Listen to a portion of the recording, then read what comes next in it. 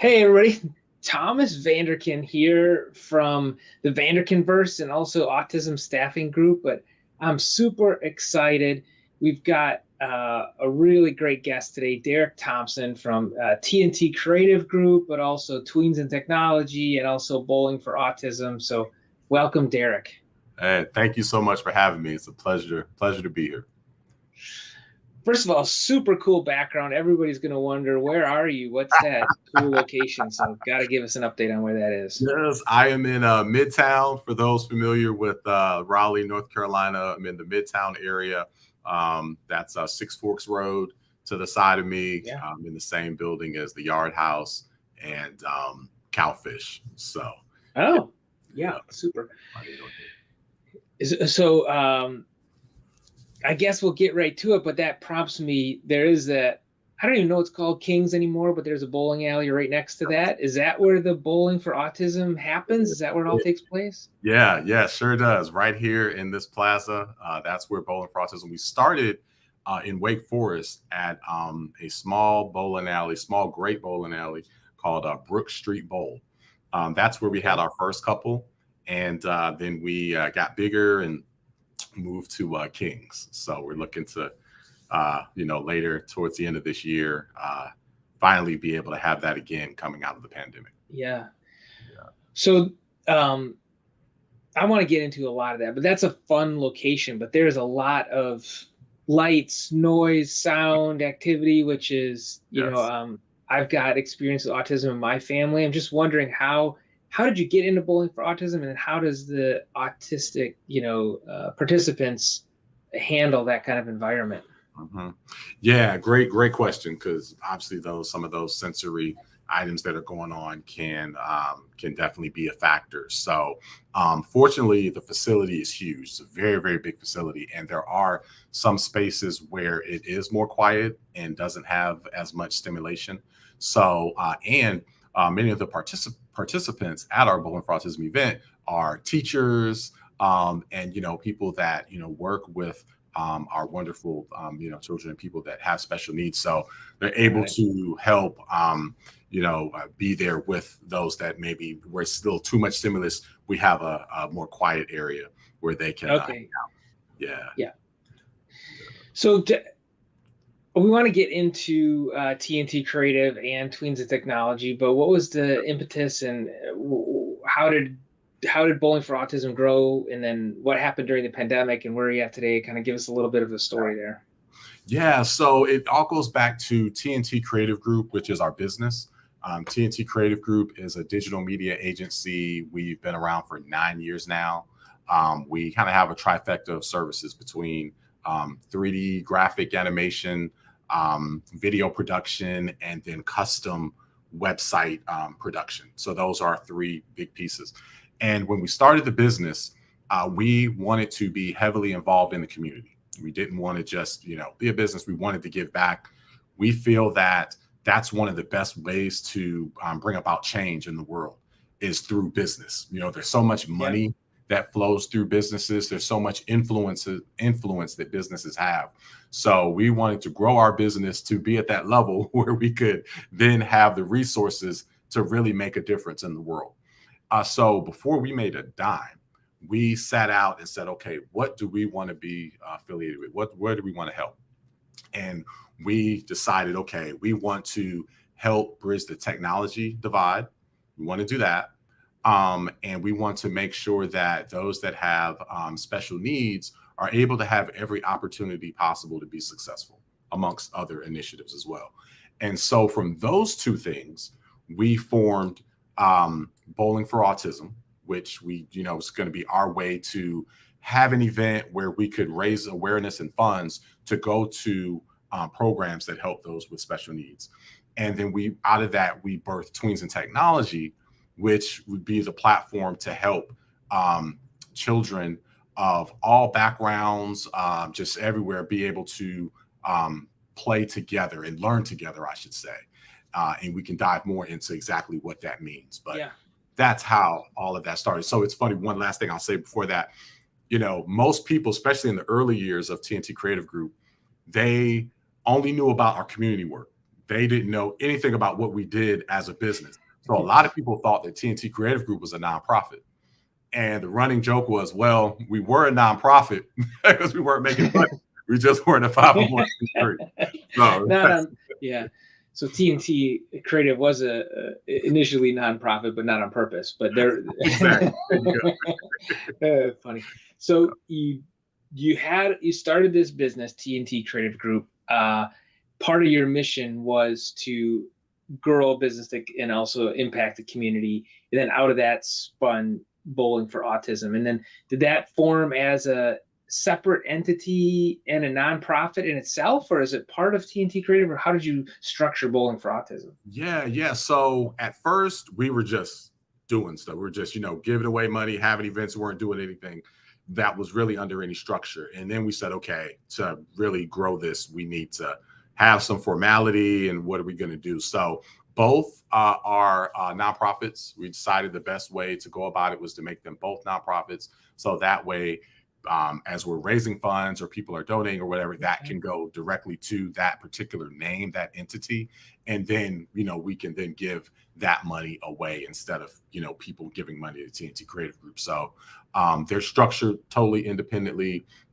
But within our business model of TNT Creative Group, everybody helps, volunteers, donates, everybody, like part of the mission. If you're going to be with TNT Creative Group, you've got to be involved with these initiatives. So that's kind of part of our business model. Love it. And so then that was before COVID, I guess. And then COVID happened. Where were you at? What kind of participation were you getting? Then how did COVID impact Bowling for Autism? Man, so for Bowling for it impacted Bowling for Autism, I would say, in a negative way, to be totally honest. Twins and Technology, not so much, but Bowling for Autism was totally impacted. Because we were having our events, having bowling in person. It's hard to bowl virtually, although we thought about it and we're trying to do it. We thought we came close to having a virtual Bowling for Autism event, but that just wasn't flying. But we started in Wake Forest, downtown Wake Forest, at a small bowling alley that had I think 10, 12 lanes, and just had the whole place. Then we moved to Kings, and we had half the facility. And that pandemic year, we were going to have the whole facility. We were going to have the whole Kings facility, and it was going to be great. And the thing is, we have recap videos of all of our Bowling for Autism events. So you can actually see the recap video now where, we're talking about the next year and how we're going to have the whole place. And I was even talking junk like we're shutting Raleigh down, So yeah, a lot of people ask, hey, when is it coming back? When is it coming back? So we're in the works of having that come back this year in November. And we're talking to Kings to get our date. And hopefully in the next few weeks, we'll announce that and start to go full force and finally bring that back. And we do plan to have the whole facility. Is it mostly a fundraiser, or is it mostly exercise and to get people with autism out bowling, or both, or kind of what happens? That's a great point. So mostly to raise funds and awareness. So we all the proceeds, we pick a beneficiary every year, and in the past we've picked multiple special education classrooms at particular schools. So we've given several thousand away to Sycamore Creek Elementary, their autism classroom. We have given funds to Roseville High School. So we pick different schools that had programs, and the teachers were so involved. They would form teams. Principal would come out, other people that were really wanting to support the cause. So we are in the process of reaching out to those same people that helped us in the past, that had teams, and we of course have to grow it even more if we're going to have the whole facility. So we're about to start that push now to get people there. But to go back to your initial question, the premise is to raise funds to go to our classrooms. And the past year, where we were going to have it before COVID shut it down, Able to Serve. I don't know if you're familiar with Able to Serve out of North Carolina. They are a nonprofit that helps those with special needs, and autism is a big part of who they serve. Okay. And we wanted to raise funds for them for their all-purpose room that they were trying to build. So for this next one, I still want Able to Serve to be the primary beneficiary where we can help them with the needs that they have as an organization. They're a fantastic organization. It's abletoserve.org is the name of that. Okay, yeah, I wrote that down. I'm going to follow up. Uh-huh. So you're raising funds, and then that's going well, but then you also formed another nonprofit, Tweens and Technology. So what is it? What's that? Yeah, so Tweens and Technology, that actually started a little earlier in our journey as a company. And with Tweens and Technology, I'm a big Rotarian, so I was in a Rotary Club meeting, and the YMCA came by, and they were presenting to us the study of how impactful it is when kids learn various facets of technology early. And they explained how that divide starts in elementary school. It starts super, super early because a lot of, coding and all that stuff, that becomes available to the masses really around middle school and certainly high school. But we found that a lot of kids are intimidated because they are so far behind to even get involved in those programs. So we wanted to have free or super, super low cost programs to allow all kids to come together and learn tech. With technology, tech is very siloed. You've got all different types of affinity groups within technology, and that's great and that's needed. But we wanted to take a different approach to where we said, okay, we're in Research Triangle Park. We've got the best of the best as far as resources, as far as teachers, as far as everything. So we said, okay, if we can take the amazing resources that we have here and truly have, which is normally doesn't go together, have the best training, right? Yeah. At no cost, because we have the best resources here, then instead of paying, a very large amount of money to attend an expensive camp, go ahead and come to our camp because it truly is the best camp that just happens to be free.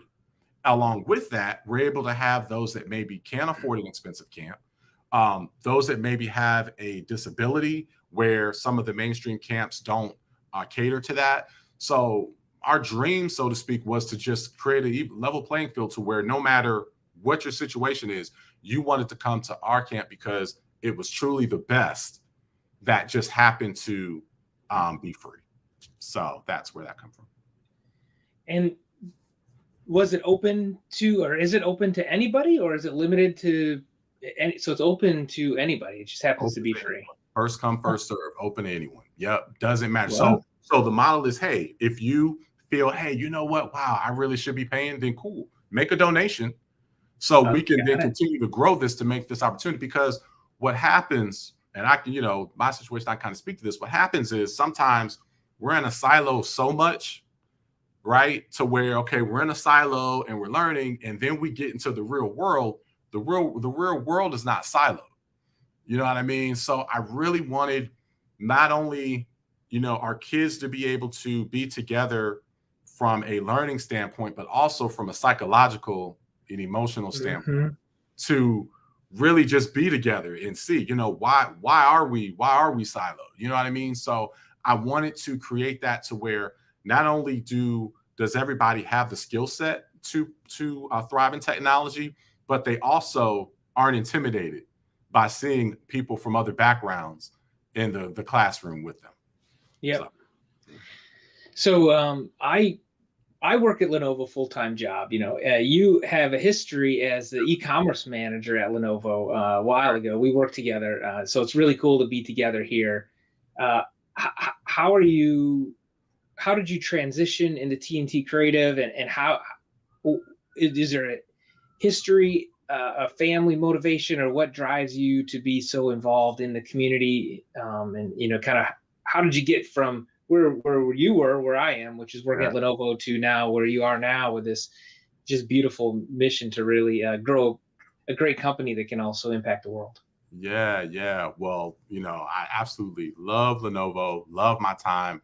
I worked with some amazing people. I still have great friendships with, those that I worked with at Lenovo. So I love Lenovo, cheer for Lenovo, and always had a dream of going off and building all this and then being able to align with Lenovo at some time down the line. So that was always part of it. But I feel that Lenovo's special to me. I learned a lot through my career, through project management, through marketing. A lot of what I learned was from there. But as far as being an entrepreneur and going back to the community, that goes back to my childhood growing up. I started my first business in high school. The summer after my junior year, going into my senior year, I started my first business. I knew that, my parents worked in corporate, and I was always fascinated by business. But for whatever reason, what they exposed me to made me want to be on the entrepreneurship side of that. And then as far as giving back to the community, a good friend of the family got me into coaching at an early age. When I was like 20 years old, I was coaching kids as little as 4 all the way to 13. At literally every age in between 4 and 13, or 15, I should say, I coached. And then my first job was at the YMCA. So, I mean, that, definitely molded me. So the first jobs that I had, just those experiences growing up formed me as an entrepreneur and formed me as someone involved in the community. So when I was working at Lenovo, I knew the whole time that although it was great experience for me, I knew that it was short term because my ultimate goal was to get to where I am now. So I know I'm hogging the conversation. We have quite a few people watching and listening online. So if you have a comment for Derrick, post it in the chat, like the video, and I'll make sure and read it out so we can all see what people are thinking about or what questions they have for him. I was motivated recently to start a new company, and that is this autism staffing group. And a lot of it was around watching a child that I have struggle with the transition from high school to college, and then from college to community college, and then success at community college. But how do you turn that into a job, and how do companies I honestly believe autism should be celebrated as part of a diverse workforce. You should want and seek to have a diverse workforce that includes people with autism in your company. So my goal is to try and help people bridge that gap. So if you have autism, sign up on my website. If you're a company that's looking for people with autism to be on your workforce, sign up there, and I kind of play matchmaker to get them to come together. And a lot of that is because of the struggle I saw, my child go through in that journey. He's 28 now, but it's still a journey that I think we're all helping each other go through. So, so that really keeps me motivated, and the more I'm out, the feedback has been incredible. People all over love community college. People really want to see people with autism valued and transit and help with that migration into the workforce. Any comments on that, or any thoughts you have? I know you've been doing this a while. Big time. Yes. So my brother has Asperger's syndrome, and he, growing up with my brother, I definitely witnessed the struggles that he had and still has to this day, with employment. He has a photographic memory. He can literally, you can pick out any day of the week going back, to when he was like 10 years old, and he's now 40. You can pick out any day. You can say, oh, March 13th, 2003, tell me something about that day. And he'll tell you what day of the week it was. He'll tell you what the weather was that day. Wow. He can tell you something because he's a huge sports fanatic. So he'll tell you something sports related that happened that day. And it's just like, wow, my. And so, but his dream, man, if he currently works at a grocery store right now in Texas. He's in Plano, Texas.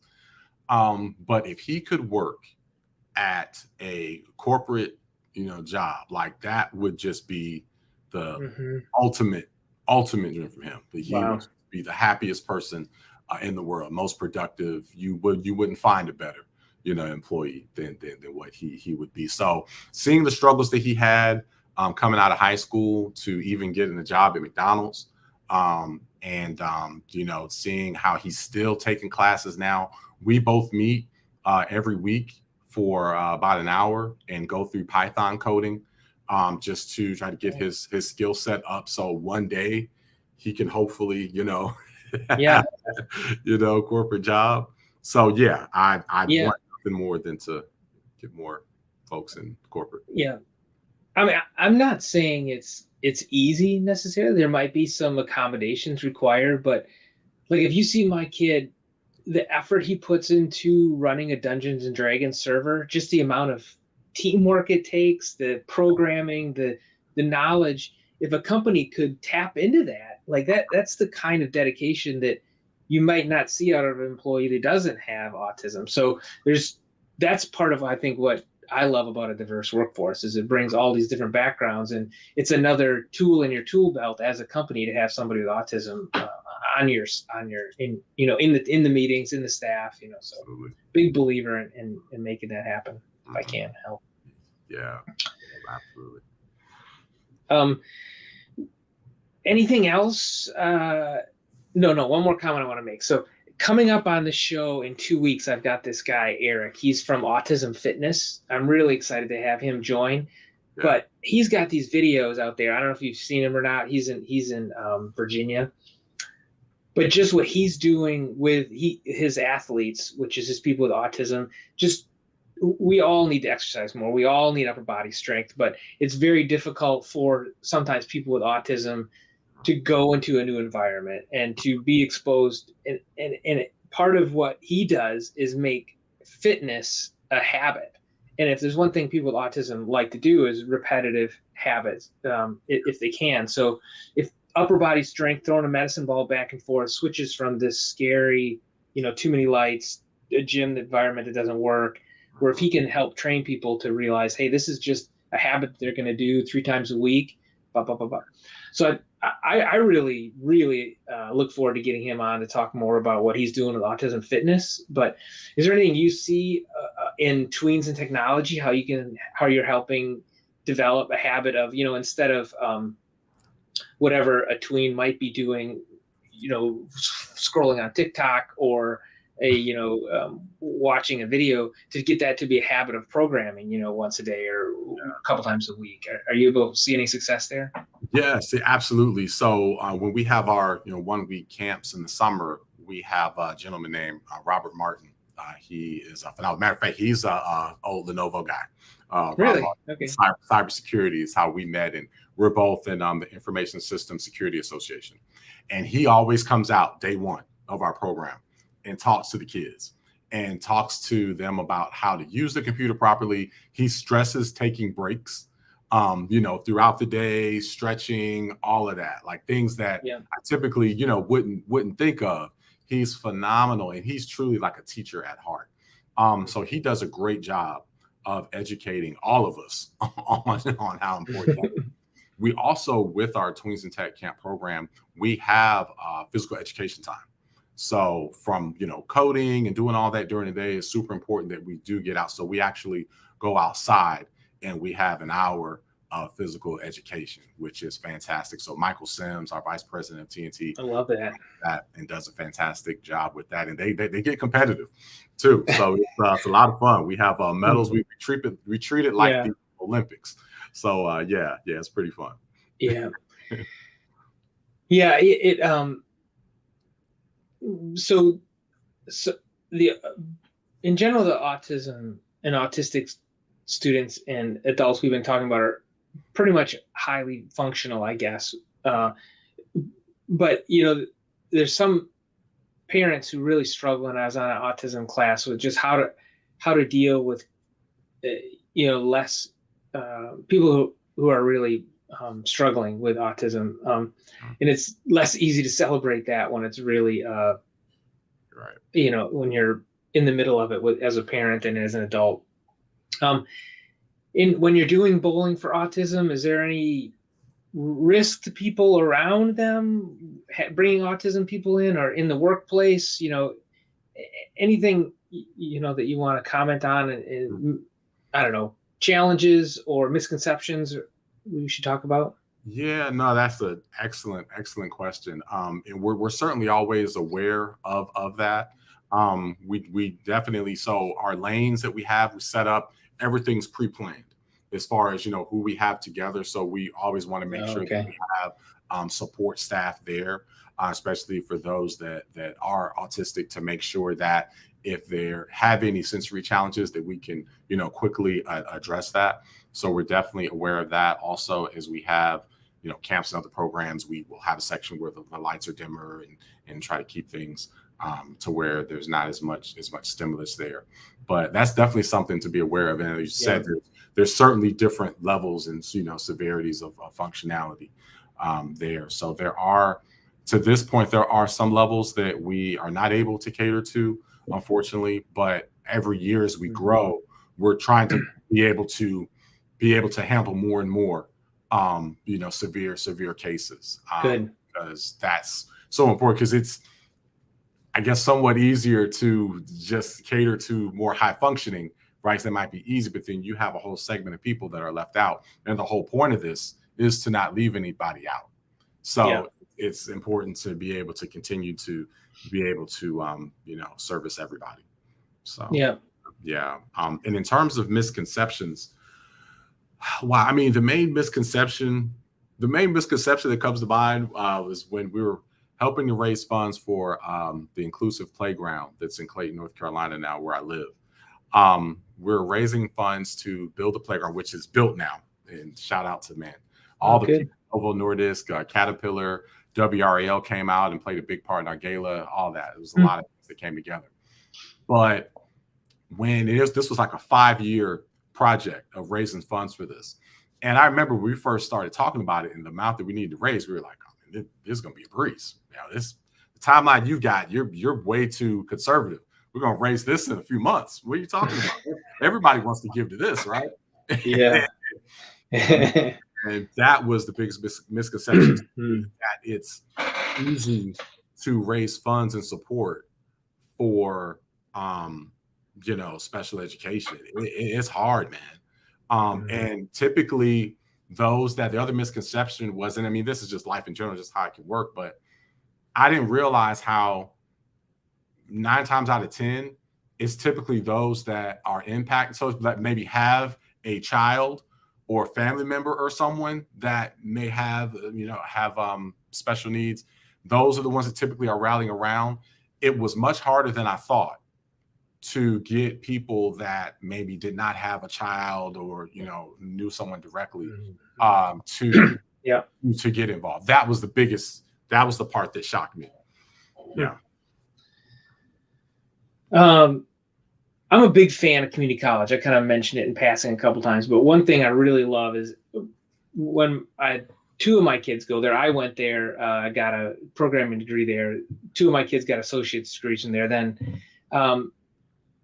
but what I love is that if you go there and you fail, it's okay. They still want you to succeed. So I had several kids fail a class, and then the next time they took it, they got an A. And then it wipes out the 2 Fs, and your GPA is back to a 4.0. They're doing everything they can to help you succeed, whether it's the guidance counselors, the teachers, the staff. And everybody's there, isn't there to party, not there to go to join a sorority or fraternity. They're there because they want to learn and they want to be a student. And I love going there. I love hanging out in the cafeteria. Could not be a more diverse environment, whether it's gender diversity, everything is there. And everybody's just trying to get ahead in life a little bit, and everybody wants each other to succeed. So you have any thoughts about community college here? Yeah, that's another one that's near and dear to me. So I went to community college coming out of high school here locally. I came out of Apex High and went to Wake Tech. And I definitely can relate. And, when I think of community college, I think of the struggle of so many students, quite honestly, that maybe don't want to be there, went through a struggle that caused them to be there. You have a lot of students that are trying to overcome something that are at community college typically. And, living a lot of years now past being in community college, it's like, man, I want to just go back and just do anything I can possible to help those kids understand that, hey, it's going to be okay. Yeah. You're on the right track. You're on the right path. Just keep doing what you're doing. You're going to be fine. But as a young person, it can be hard to, realize that. You know what I mean? So that just because that was kind of more my journey. So when I personally think of community college, and you're right, the resources are phenomenal. It's just, I'm such a big believer in community colleges and how they provide that opportunity. But I think of the mindset of most, especially those students that are coming directly from high school to community college, right? Because they've got their friends that may be at the big universities and all that, and you know what I mean? And so, there can be a bit of a stigma, but I'm just such a big fan of community college and would love to encourage and help them to be successful, because you've got people that have left community colleges and have gone on to do amazing things. And I want to see more and more success stories of that. Me too. Well, Derrick, I love our time together. I really love what you're doing. I want to participate in your next bowling for autism event. Anything else you want to mention before we wrap up here? This will be saved on YouTube. It'll be on LinkedIn. We'll put it on my autism staffing group website. But how do you want to wrap it up? Yes. So just, thank you for having me here. We are in the process of getting our dates and everything with King. So that's going to be rolling out very soon. You can check us out. I'll give you a couple websites. Our TNT Creative Group website is ttcreativegroup.com. Again, that's ttcreativegroup.com. You can see all of our initiatives and what we do there, of course. The Tweens and Tech site is tweensandtech.org.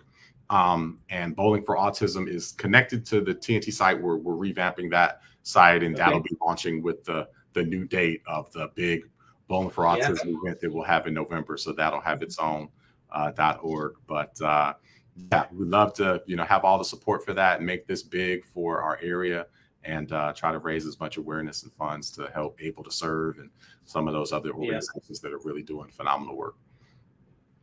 Awesome. Well, Derrick, I'm going to go find your WRAL article with the park that you helped fund too. So we'll track that down. How do I Google that? How do I find out? That's interesting. So Deborah Morgan came out to our gala that we had. Man, this was, I think it was 2019. I believe we had 2 galas. So we had Deborah Morgan came out, and she was our MC. Gosh. And was phenomenal. And that really helped get the momentum and get us going. And then the next year, we had, I can't think of her name, of course, now as I'm trying to think of it, but we had the actor that was on Glee. She came from California and was our MC. Okay. Man, I can't think of her name, but Lovely. Anyway, yeah. Okay. I'm gonna track that down too. Yeah, but harmonyplayground.org should take you there. And that playground's been up for a couple of years now, and we're able to get that built right before the pandemic. So that was a phenomenal project. Really cool. Well, thank you, Derrick. It's been a treat. We'll have to do this again. Check in on how you're doing after the bowling event. Maybe see some photos and videos. You bet. Awesome. Thank you, Thomas. Thanks. I really appreciate everything. Bye, everybody.